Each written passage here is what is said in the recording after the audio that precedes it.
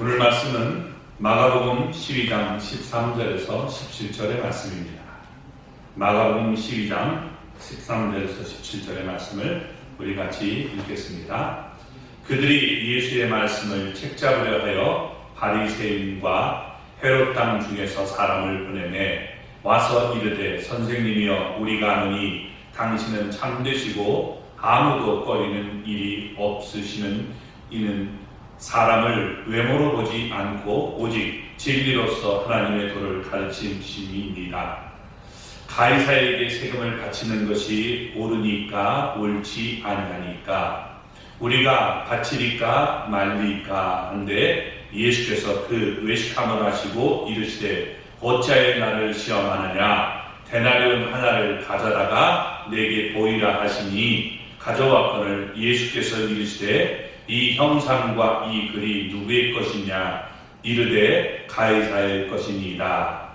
이에 예수께서 이르시되 가이사의 것은 가이사에게 하나님의 것은 하나님께 바치라 하시니 그들이 예수께 대하여 매우 놀랍게 여기더라.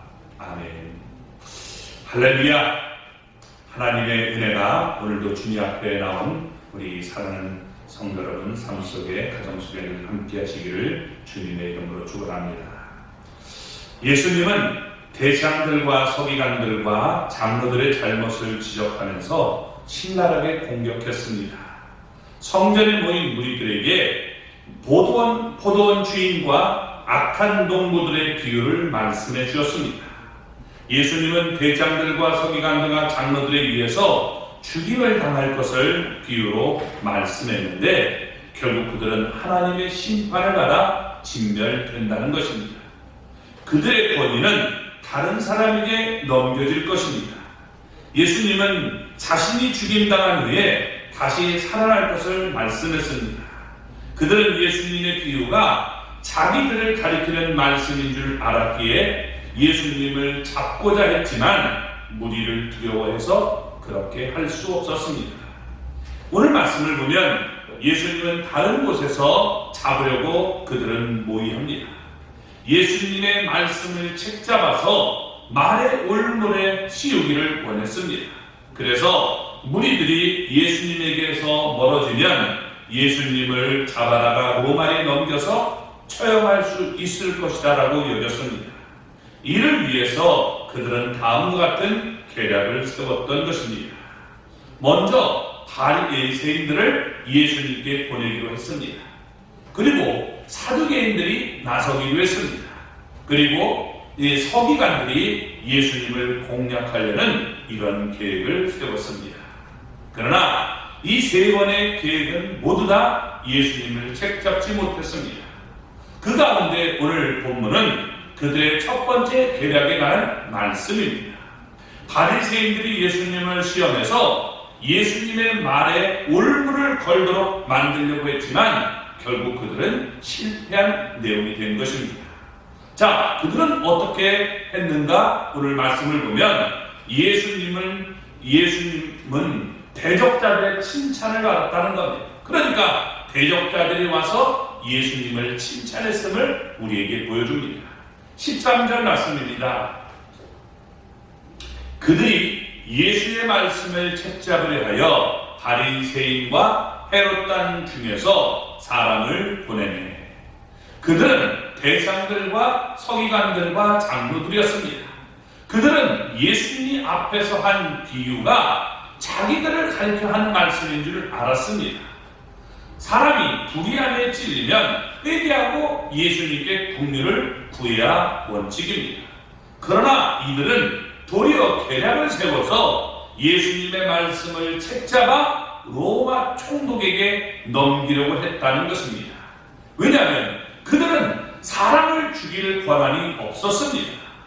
그들의 계략대로 먼저 바리새인 중에서 몇 사람을 예수님께 보냈던 것입니다. 바리새인들은 입은 옷 모양부터 달랐기 때문에 예수님이 모르게 하려고 제자들을 보냈던 것입니다. 헤롯 당원들과 함께 보냈는데 이 헤롯 당과 바리새인은 서로 어울릴 수 없는 사이였습니다. 바리새인들은 지극히 종교적인 사람들이고 헤롯 당원들은 분봉왕 헤롯에 속한 순전히 정치적인 사람이었습니다. 헤롯은 이두메 사람이고 로마의 권력을 힘입어 유대인의 왕이 되었습니다. 따라서 바리새인들은 분봉왕 헤롯과 그에게 속한 당원을 아주 싫어했습니다. 헤롯 당은 로마와 연결된 집단입니다. 바리새인들은 예수님의 말씀을 책잡아 헤롯 당원들을 통해서 예수님을 총독의 이 다스림과 권세 아래로 넘기려고 했습니다. 바리새인들은 헤롯 당원을 증인으로 이용하려고 했습니다. 그래서 여기 14절을 보면 와서 이르되 선생님이여 우리가 아노니 당신은 잠드시고 아무도 꺼리끼는 일이 없으시니 이는 사람을 외모로 보지 않고 오직 진리로서 하나님의 도를 가르치심이니라. 가이사에게 세금을 바치는 것이 옳으니까 옳지 아니하니까. 그들은 예수님께 와서 먼저 예수님을 추켜 세웠습니다. 그렇게 해서 진정 진리를 찾는 자처럼 행세했습니다. 예수님이 자기들의 질문에 대답을 안 할 수 없도록 압박한 것입니다. 그들은 예수님에게 5가지로 듣기 좋게 말을 했습니다. 까닭 없는 칭찬은 우리가 경계해야 되고 또 좋은 말보다 좋은 행동을 많이 해야 된다는 것입니다. 먼저 예수님을 선생님이라고 불렀습니다. 이 선생님이라는 말은 대단히 명예스러운 호칭입니다. 유대인들은 하나님의 율법을 가르치는 랍비들에게만 선생님이라는 그런 호칭을 썼습니다. 두 번째, 참되다라고 말했습니다. 그들은 예수님이 거짓되며 백성들을 미혹한다라고 여겼는데도 예수님 앞에 나와서 그들의 질문에 지금 참되게 대답해달라는 뜻으로 선생님이라고 말하며 참되다라고 얘기를 했던 것입니다. 그리고 아무도 꺼리끼는 일이 없다라고 말하고 있습니다. 예수님은 사람의 눈치를 살피지 않는다는 말입니다. 주변 사람들의 생각이나 분위기에 따라 자기 의견을 달리하는 분은 아니라고 얘기하고 있는 겁니다. 그래서 이 순간 지금 당신은 우리에게 그 진실을 얘기해달라고 얘기하고 있습니다. 또 사람을 외모로 보지 않는다라고 했습니다. 예수님은 힘 있는 권세자나 힘없는 백성들 앞이나 상관이 없이 자기 소신을 분명히 밝히시는 분임을 말하고 있는 겁니다. 그리고 5번째, 예수님은 오직 진리로서 하나님의 도를 가르친다라고 말했습니다. 세상 사람들의 도나 로마의 도를 가르치는 분이 아니라 그들이 묻는 질문에 오직 진리로서 하나님의 도를 가르쳐달라라고 말하고 있는 겁니다. 이렇게 5가지로 예수님을 추켜 세웠습니다. 그러나 그들의 말은 모두 다 옳았습니다. 그들은 이 말씀을 가지고 예수님을 책잡으려고 했던 것입니다. 그들은 예수님이 말의 올무에 걸리도록 해서 로마 총독의 권세 아래 넘기려고 했던 것입니다. 이를 위해서 그들은 의도적으로 예수님에게 아주 듣기 좋게 좋은 말로 포장을 했던 것입니다. 그리고 그들은 예수님의 말씀을 책잡기 위해서 이와 같이 질문을 했습니다. 뭐라고 질문했습니까? 가이사에게 세금을 바치는 것이 옳으니까 옳지 아니하니까 라고 물었습니다. 그들은 이 질문을 통해서 예수님을 올무에 걸리게 할 수 있다라고 여겼습니다. 가이사에게 세금을 바치는 것이 옳다라고 대답하면 예수님을 적폐로 몰아서 사람들이 등을 돌리게 만들 수 있습니다. 그러면 로마는 이스라엘 백성들에게 지금 나라를 빼앗기고 우상 숭배를 강요하는 그들에게 세금을 바치는 것이 옳지 않다라고 생각하고 있는데 로마에 세금을 바치는 것이 옳다면 걸려들었다라고 생각할 수 있기 때문입니다. 반대로 가이사에게 세금을 바치는 것이 옳지 않다라고 대답하면 그들은 예수님이 무리를 선동해서 로마의 반란을 일으킨다라고 선동할 것입니다. 그러면 그들은 예수님을 로마 총독의 다스림과 권세 아래 넘기게 될 것입니다. 예수님은 이렇게 진퇴양난에 빠진 것 같았지만 예수님은 조금도 당하지 아니했다는 것입니다. 그러면 예수님은 대적자들의 칭찬의 이유를 알았습니다. 자, 예수님은 모든 걸 알고 계십니다. 15절 말씀을 볼까요? 우리가 다치리까 말리까 한데 예수께서 그 외식함을 아시고 이르시되 어찌하여 나를 시험하느냐? 데나리온 하나를 가져다가 내게 보이라 하시니. 아멘. 시험하는 자들은 다시 예수님께 질문했습니다. 우리가 바칠까 말릴까? 그들은 마치 자기들이 진리를 찾기에 몹시 갈급한 것처럼 가장을 했습니다. 그러면서 그들은 예수님이 그들의 질문에 빨리 대답할 것을 촉구했습니다. 당시 유대인들은 누구나 1년에 한 데나리온의 인두세를 가이사에게 바쳐야 했습니다. 한 데나리온은 일꾼이나 군인의 하루치 삭기였습니다. 로마는 유대인들에게 인두세를 바칠 때는 반드시 데나리온, 은전으로 바치도록 했습니다. 데나리온은 로마의 동전인데 한 면에는 가이사의 얼굴이 그려져 있었습니다. 다른 한 면에는 면류관을 쓴 가이사가 보좌에 앉아 있고 가이사는 신의 아들이라는 글이 적혀 있었습니다. 따라서 유대인에게 데나리온은 단순히 이 동전을 넘어서 종교적인 의미를 갖게 된 것입니다. 그들은 데나리온이 우상을 만들지 말라는 이계명에서 어긋난다라고 보았던 것입니다. 따라서 그들은 가이사에게 세금을 바치는 것을 우상 숭배로 여겼던 것입니다. AD 6년 로마는 유대인들에게 인두세를 거두기 위해서 호적하라라고 명을 했던 것입니다. 그때 갈릴리의 유다가 백성들을 선동해서 로마의 반란을 일으켰습니다. 그러나 로마는 그 반란을 즉시 진압했습니다. 그로부터 60년이 지난 주후 66년 유대인들은 또다시 가이사에게 세금을 바치는 것을 거부하며 대규모의 반란을 일으켰습니다. 그러다가 주후 70년 이스라엘은 로마에 의해서 멸망을 당했습니다.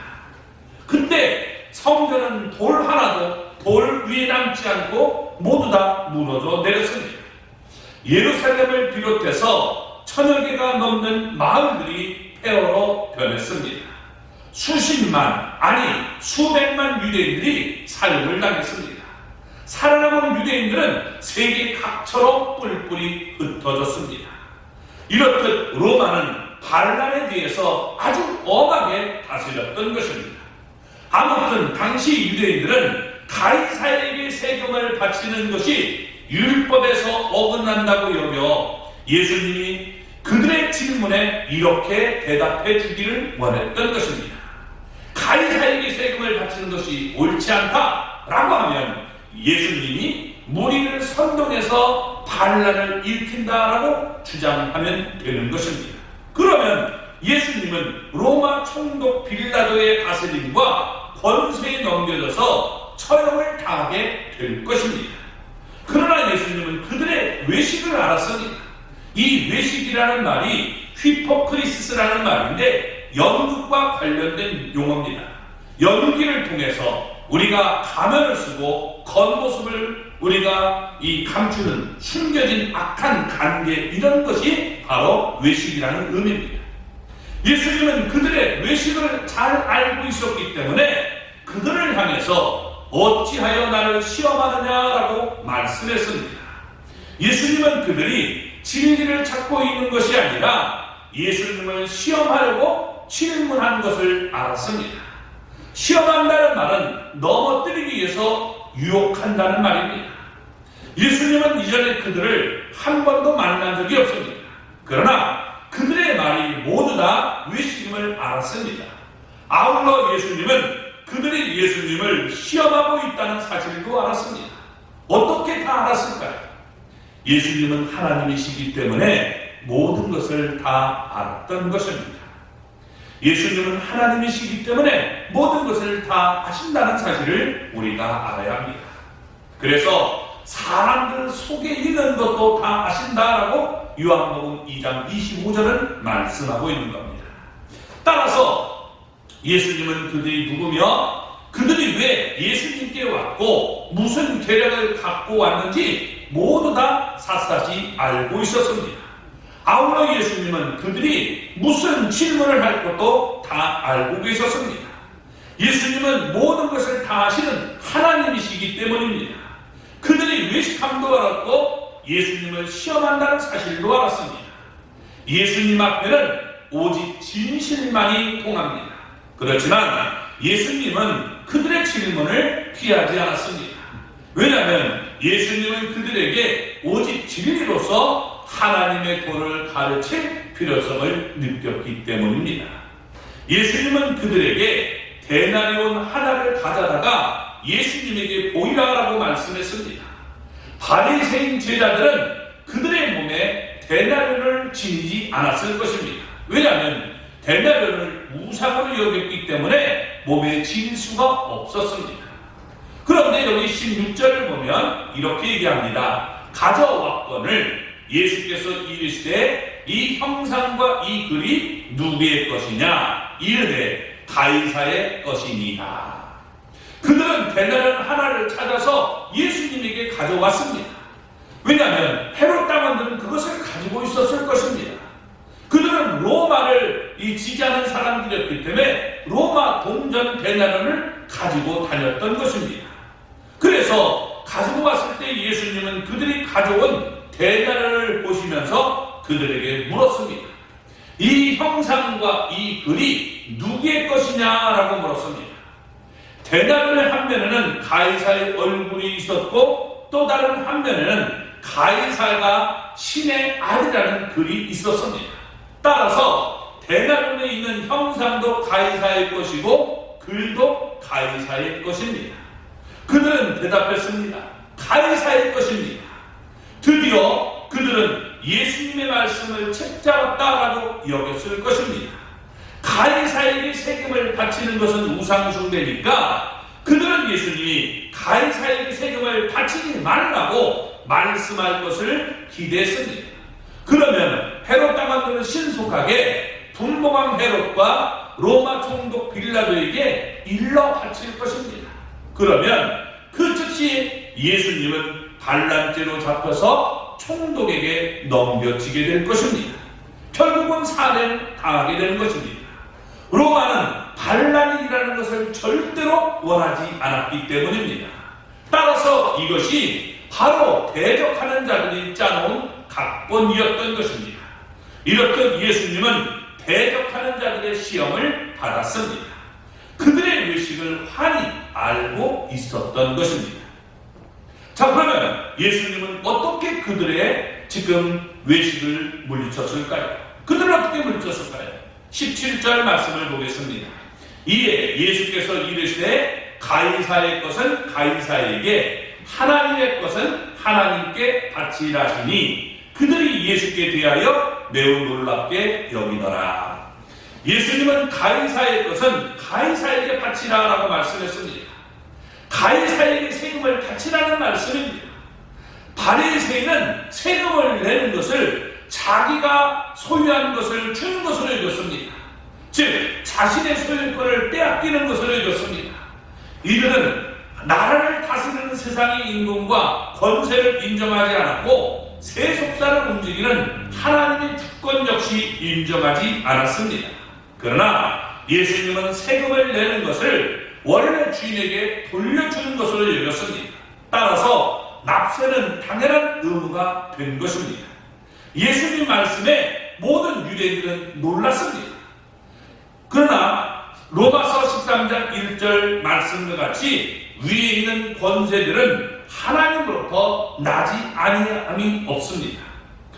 교회와 국가는 대립이 아니라 상호 보완 관계임을 말씀해주고 있는 것입니다. 가이사의 권세도 하나님이 정했습니다.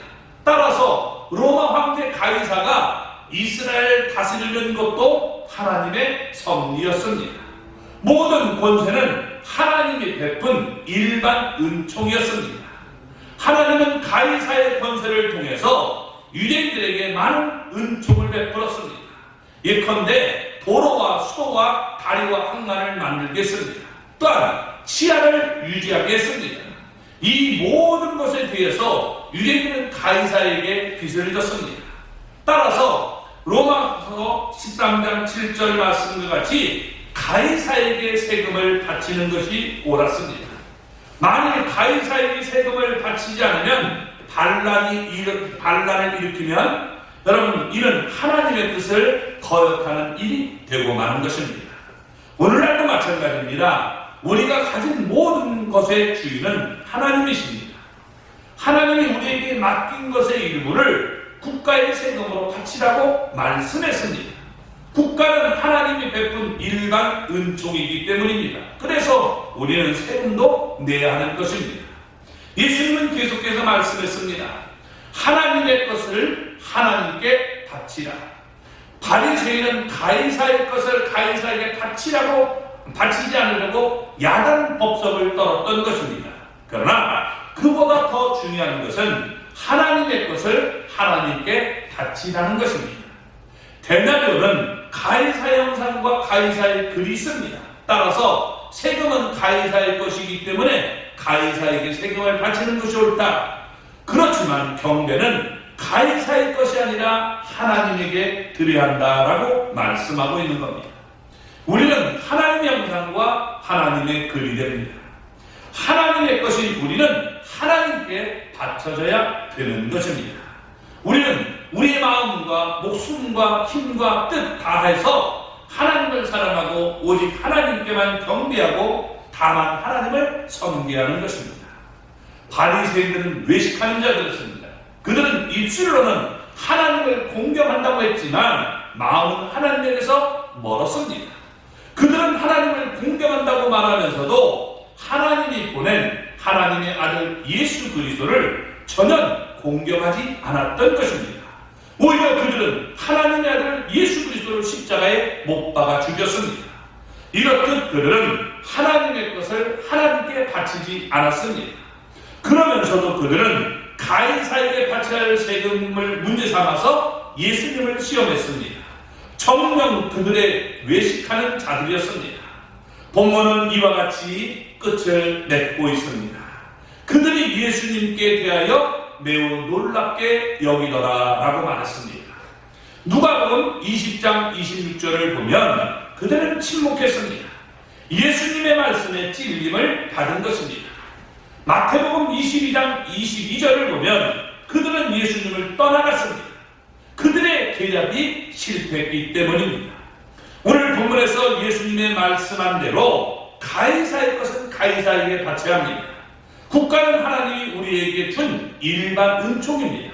따라서 세금을 내는 것을 비롯해서 우리가 국가에 대해서 해야 할 의무는 우리가 지켜야 된다는 겁니다. 아울러 하나님의 것은 하나님께 바쳐야 하는 것입니다. 국가가 우리가 우상이 되면 안 됩니다. 만일 국가가 하나님의 뜻을 거스린다면 우리는 하나님의 뜻을 따라야 되는 것입니다. 국가의 뜻보다 국가를 준 하나님의 뜻을 따르는 것이 원칙입니다. 우리는 하나님의 것입니다. 우리는 하나님의 형상이고 하나님의 글이기 때문입니다. 성도는 국가에 대해서 최대한의 협조를 해야 됩니다. 그래서 우리가 예배도 여러분 지금 이렇게 영상으로 드리는 겁니다. 국가의 이 말에 우리가 협조를 하는 겁니다. 국가가 어려움에 처하면 교회도 어려움을 당하게 되는 것입니다. 국가는 교회의 동반자여 보호의 울타리입니다. 물론 그렇다고 해서 교회가 국가에 의해서 맹목적이 되어서도 안 됩니다. 무조건 예배 드리지 말라 이렇게 명령한다면 그것은 여러분 하나님의 우리가 올바른 예배를 드릴 수 없기 때문에 그건 우리가 거부해야 됩니다. 그러나 그들이 협조를 했기 때문에 우리는 그런 면에서 우리가 협조를 할 수 있는 겁니다. 교회는 국가의 양심으로서 또 등대로서 그 역할을 해야 되는 겁니다. 나라가 잘못돼 갈 때 이 나라를 위해서 우리는 기도하고 우리가 그 잘못을 우리가 바로 잡으려는 모습도 있어야 되는 것입니다. 하나님이 세운 자들에게 우리가 순종할 수 있는 모습을 가져야 됩니다.